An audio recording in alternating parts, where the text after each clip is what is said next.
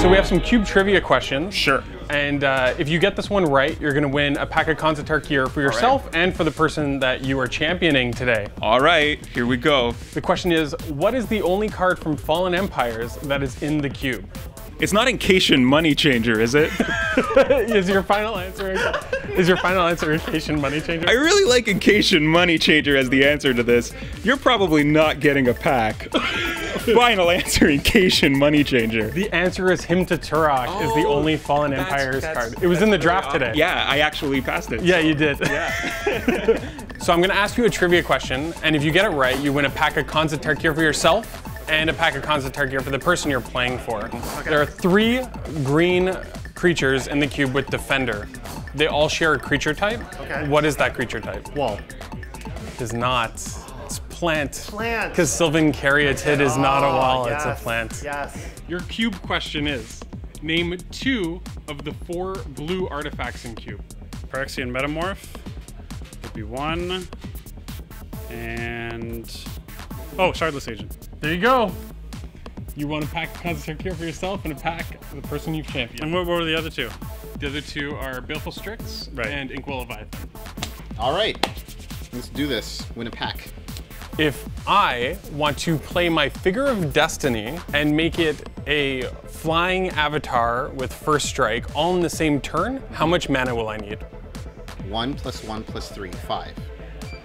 That is incorrect. The last one is the 6. Flyer. I thought the middle one was flying, and then the last one was...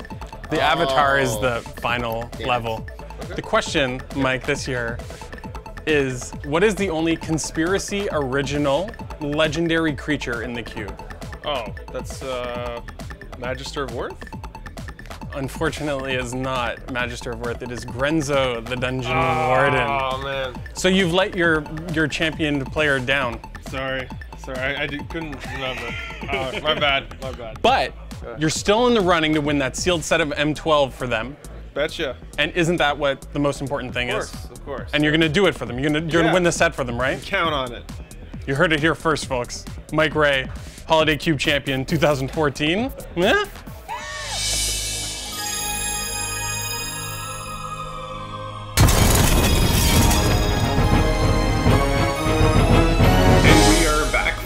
Round 3 of the Holiday Cube Draft 2014. I'm Milo and I'm joined once again with Adrian. Hi Milo. How are you? I'm doing okay, and yourself? Perfect. Well, we're just gonna jump right in here. It's Ian on the left, Frank on the right. And we've seen Frank's deck before. We have. Black-red. In round 1, yeah. Black-red Machine Head is what the kids used to call it back in the day. I don't know if that's still a thing, but... Back in the day, like the 90s, right? Yeah, Pyre Zombie from Invasion. Here you go. And that was a deck. They called it Machine. There you go. So we have our shuffle and cut. We're gonna have a Ian is doing dice checks. Dice tricks. Dice tricks. We're gonna have a randomization to start the match here, as is tradition. That's right. Ian, he's been away from Cube for a little while, but back in the day, Ian used to be hardcore into Cube. We used to call him Cool Ian, because let me tell you what happened one day. We were drafting at Excalibur, and there was this guy, Jake, and Jake was hate drafting, and he hate drafted a key card in Ian's combo deck, and then after the draft was over, Ian punched him really hard for hate drafting him. And ever since then, Ian's been Cool Ian because he is as cold as ice. Ah, I see, but not because he's icy. Right. Turn 1 Library of Alexandria! Here we go! Welcome to Cube Draft, ladies and gentlemen. Turn 1 Library of Alexandria. Frank follows up with not a Library of Alexandria. No, it is the Blood-Soaked Champion, I believe is draw off library with 7 cards in hand. Blood-Soaked Champions on the table. I feel this is shenanigans. Hasn't Frank played turn 1 Blood-Soaked Champion every game we've seen? Yes, I agree. Tap. Oh, that was upkeep. During upkeep, he activated, or during draw step. So we have an attack by Frank. Ian goes to 18. Yep. And again, the same sort of start to Frank. A pretty excellent start, I'd say. Yeah. Especially with a black-red aggro deck like that, right? Machine Head. But Right. yeah. I'm sorry. Yeah. Sorry. And what would you call Ian's deck? Ian's playing combo. I would say he's playing combo deck. It's the most exciting deck drafted today. It is. I think that we're going to see. If you want shenanigans, they're going to be here in this game. And also the most money we've seen played by any one player on turn 3. Well, because everything's foil and really, old. So he's got some interesting cards. He's got a sneak attack and he's got a show and tell. So we'll see how that goes and what direction Ian wants to. I'm sure everybody was dying to see a sneak attack show and tell. A sneak and show, that's what they call it. Sneak and show, right? That's it. So here we go, back in the red zone for Frank. Ian goes to 14. And we got a Zozu. Zozu the Punisher. When he's got a Wooded Foothills in play, he's better. Yeah, he's gonna crack that. Yeah, crack in response. So, this is bad news for Ian. Like, I mean, we want to see the shenanigans that deck can pull, but and with Frank's sitting on a Char as well. Char, a lot of direct damage. Yeah, Ian's got to do something right now in order to. Do you know what would be sweet? A balance. I think. Well, no, then he'd lose the cards for the library. Yeah, but he regardless, that doesn't matter. Frank's checking his phone. Put that phone away, Frank. This is the Holiday Cube Draft 2014. I don't know if you're aware, Frank, what's at stake here. That's right. Fun times and laughs for everyone.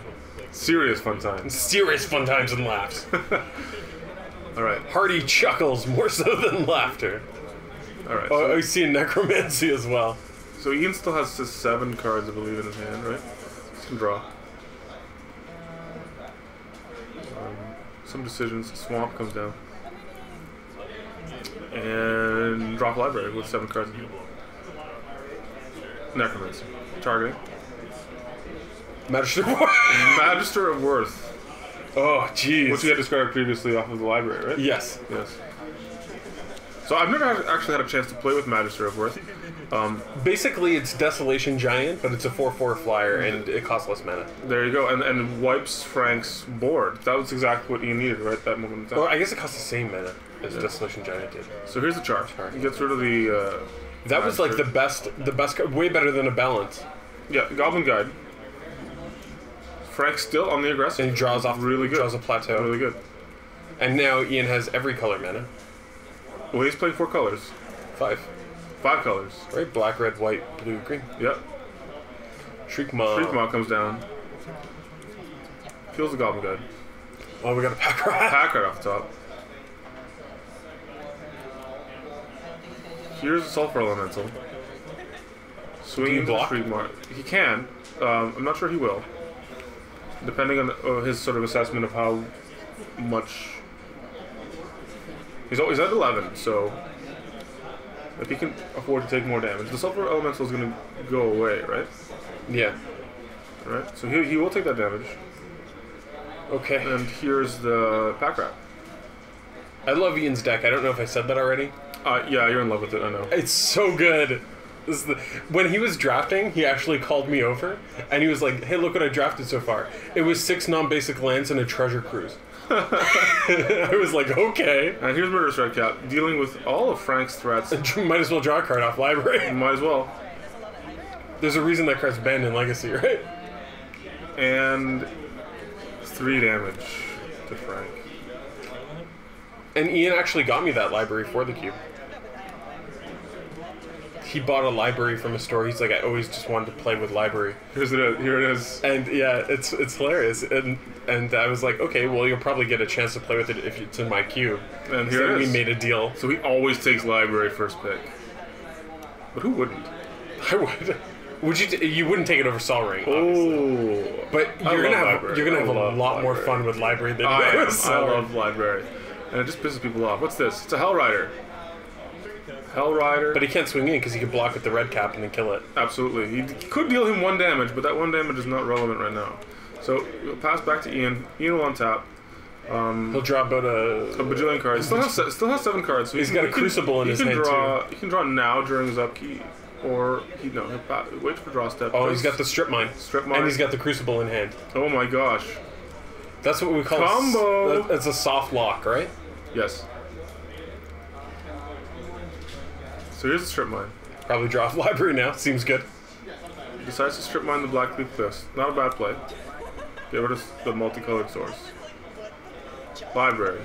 Drawing for library.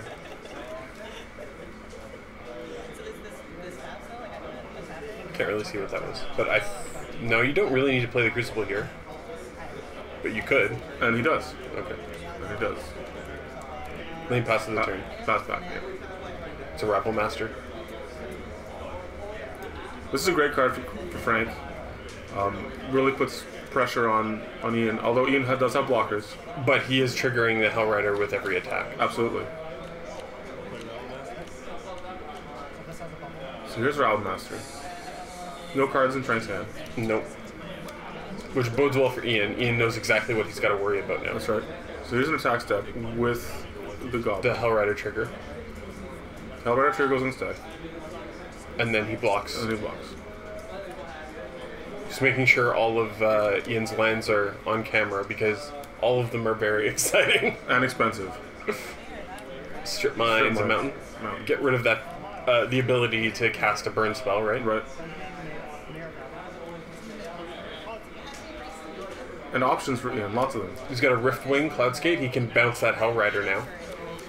Because, judging by what Frank has in play, he can't cast the Hell Rider. Faithless Looting. Faithless Looting. That might be one of the first times I've actually seen the card casted in Cube. I love Faithless Looting. I try to play it in every combo deck I draft. Yeah, oh yeah. It's especially good in this deck. Like, don't get me wrong, but... Windswept Heath and a Plains go to the graveyard. Faithless Looting will follow it. He's getting aggressive.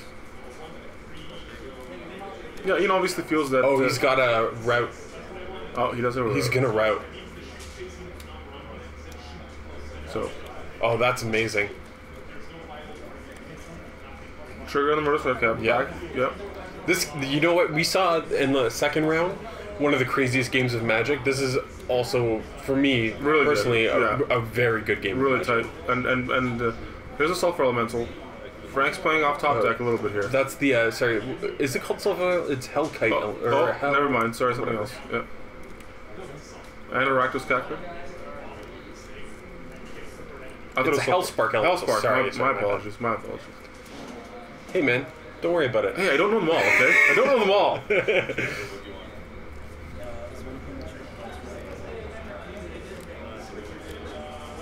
Again, lots of options for Ian. You see what route. How did the Murderous Redcap die? I blocked the Elemental. Oh, okay. Yeah. Swords to Plowshares. Off the top. All the colors of the rainbow.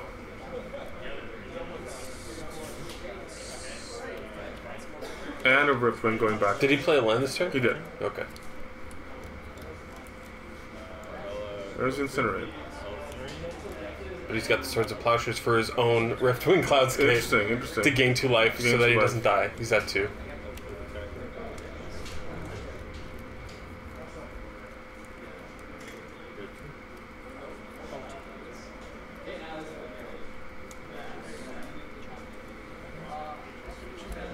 And he just drew the sneak attack.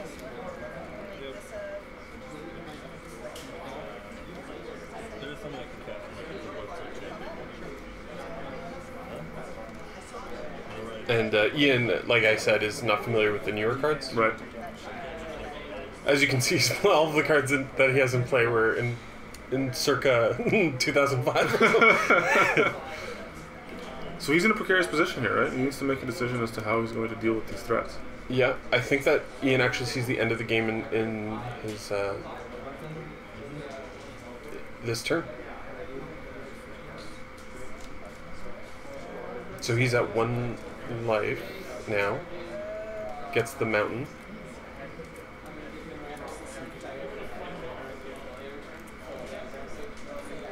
Sneak attack. Yeah. Grid of Gargadon. True name Nemesis. And that's the game. Crazy Magic. Combo-rific. Ian is my hero. We'll be setting up an autograph station for Ian sometime in the near future. And he was able to set that up just because of that library. He was able to draw so many cards that turn. But look at Frank's sideboard. Did you see that? No, I missed Black it. Vice. Absolutely. Slams it. Slams Black Vice. Magic the Gathering. Magic the Gathering. It is the greatest foil ever to Library of Alexandria. Absolutely, right? absolutely. It's the best. It's the best card against Library of Alexandria.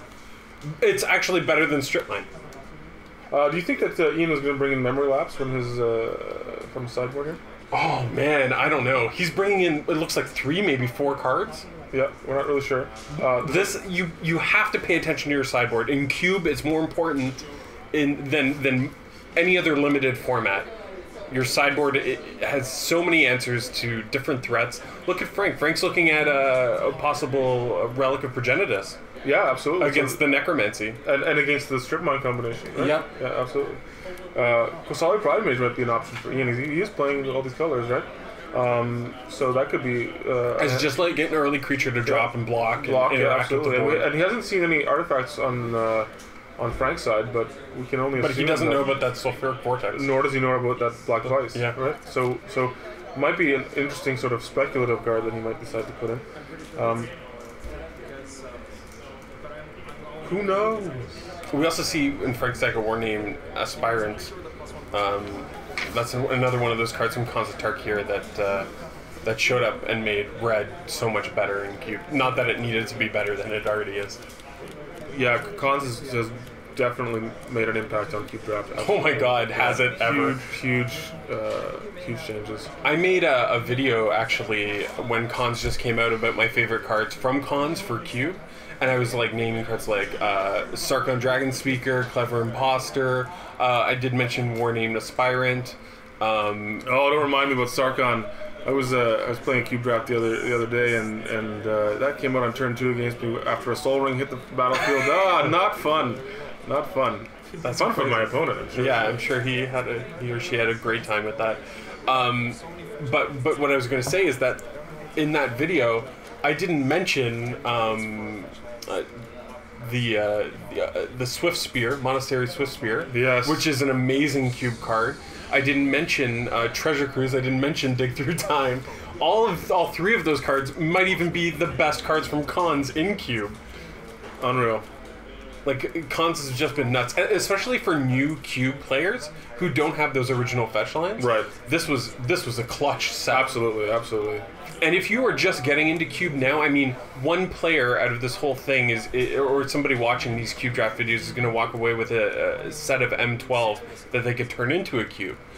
But if you're just getting into Cube now and you're not that lucky person who ends up winning, one thing I would recommend doing is at a draft at your local game store, a lot of people leave cards lying around. Yeah, in their drafts, like just random comments and stuff. And Khans of Tarkir is such a solid set with a lot of different options and different types of decks you could build in Limited. I would start with just Khans of Tarkir and build outwards from there. Absolutely. Well, here we go. Game 2. Land on the top. Goblin Guide.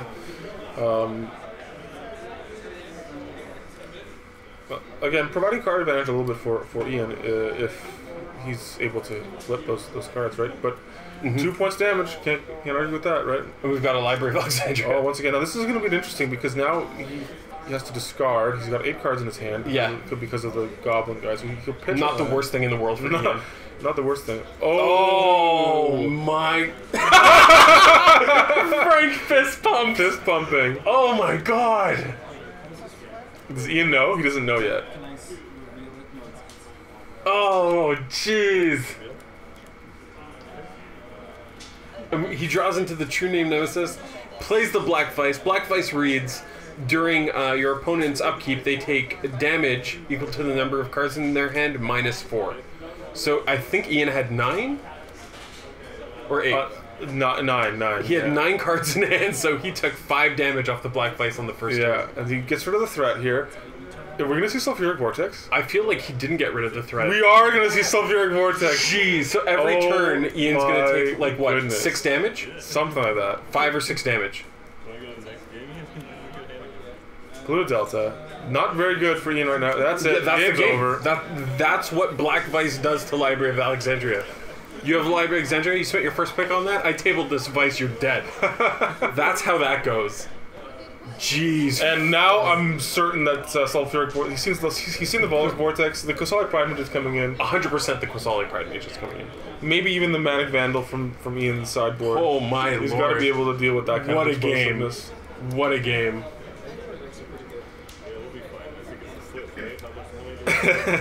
Frank was very excited there when he top decked that little card. Frank, I just noticed in his sideboard when he was going through it, he actually has a lot of other... Oh no, it's just because of the switch. I was going to say he's got a lot of basic lands in there that he could make switches if he needs to. Right. But those were just his non-snow-covered lands for his off-camera games. My apologies. Oh man, he's considering taking out that Relic because he just wants to end the game as fast as possible, right? Yeah.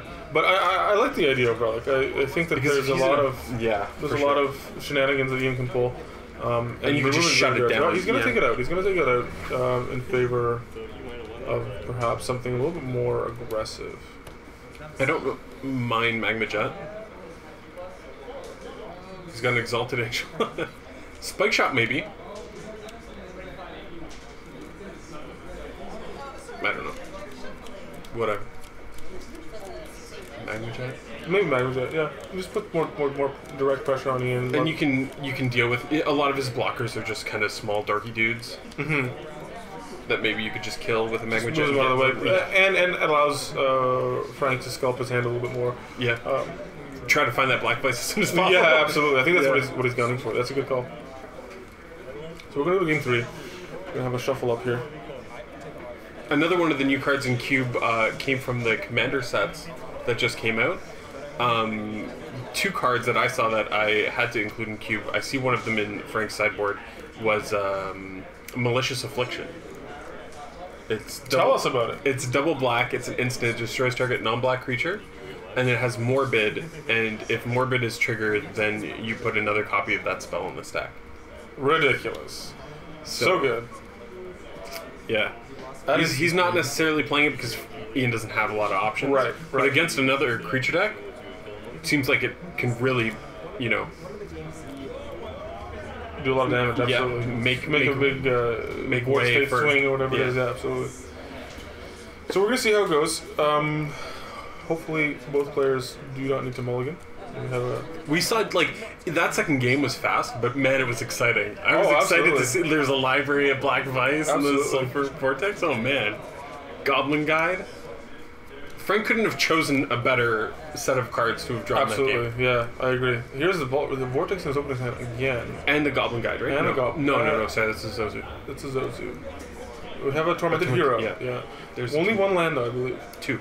2? I saw the Blackleaf Cliffs. And then a mountain at the end, I think. Or maybe I'm wrong. I could be wrong. Here's the cliffs. There's a Tormented Hero. Coming up by taps. He drew his True Name Nemesis. He did. True Name Nemesis is one of the best cards in Cube. Frank gets there with another land. We'll see what happens now. Frank should teach a course in getting there. Because he seems to have mastered it.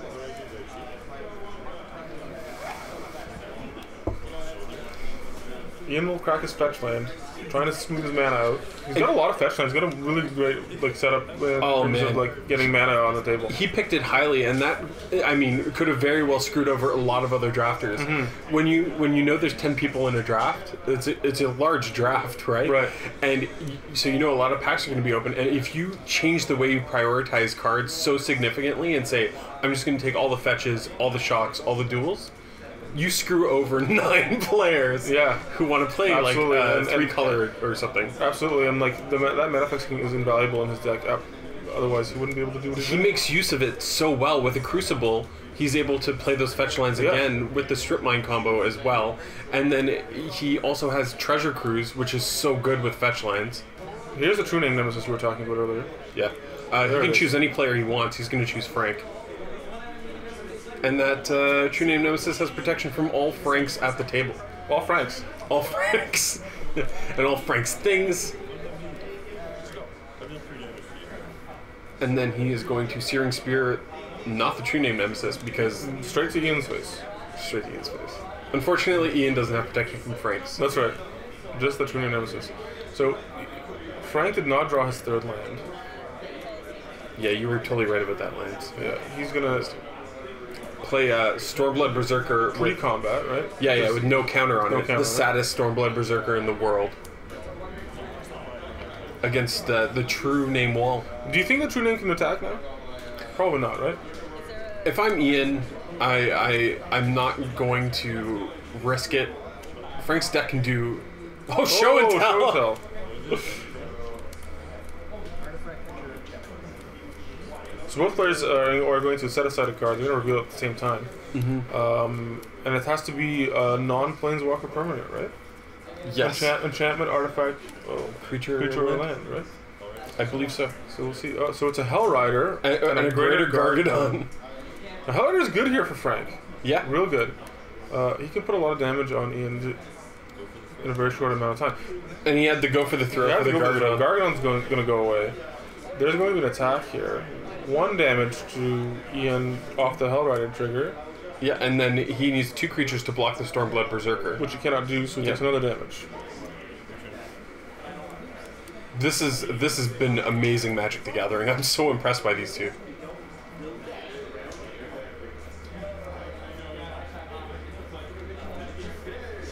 Ian leaving the blue up. There's a Plays Crucible. Plays the blue or sorry, what's Delta. The Delta. Yeah, Delta. Takes another. Takes another Got damage, but gets his swamp out. to play Baleful Strix. Sorry, you know how I said earlier that I wanted to be in this draft and I wanted to play against these guys? What I actually meant was I wanted to be Ian and have this deck. I see. Show up at this event with. So you wouldn't want to be sitting across from Ian, is what you're saying. No. I mean, I could play both of these decks. I'd be very happy running either of them. They both have very solid 40-card decks. Absolutely. Now, Frank's stuck on 2 lands. What do you do here, Miles? Do you continue putting pressure on Ian, or do you think you want to slow it down a little bit? I think that your only chance is to put pressure on Ian. If you slow down, then you're probably going to lose. Like, I see a Goblin Bushwhacker in hand, and you know, maybe I'm just not as good as Frank is, but I would be playing the Bushwhacker this turn and going in with everything. He would block the Tormented Hero and the Hell Rider. He would take 4 damage, and then he would take another 3 damage. Yeah, He's got an Incinerate in hand, right? Right, and it can't you know, that's leaves on 4, right? So you can't really use any of the fetch lands. But again, Ian doesn't know that Frank potentially has that Incinerate. So, so there are options for Frank. It's depending on how he wants to play it. He's mulling it over right now. As he should. This is not an easy decision. You're stuck. One of the cards that I think I saw on somebody else's sideboard. So you're lying. Yeah, here's the Bushwhacker, and everyone's coming in. So you're at it right. And we'll see what happens. So right away, 4 damage. Yep. And then you take 2 from the Bushwhacker, 2 from the Stormblood Berserker. Right? Yep.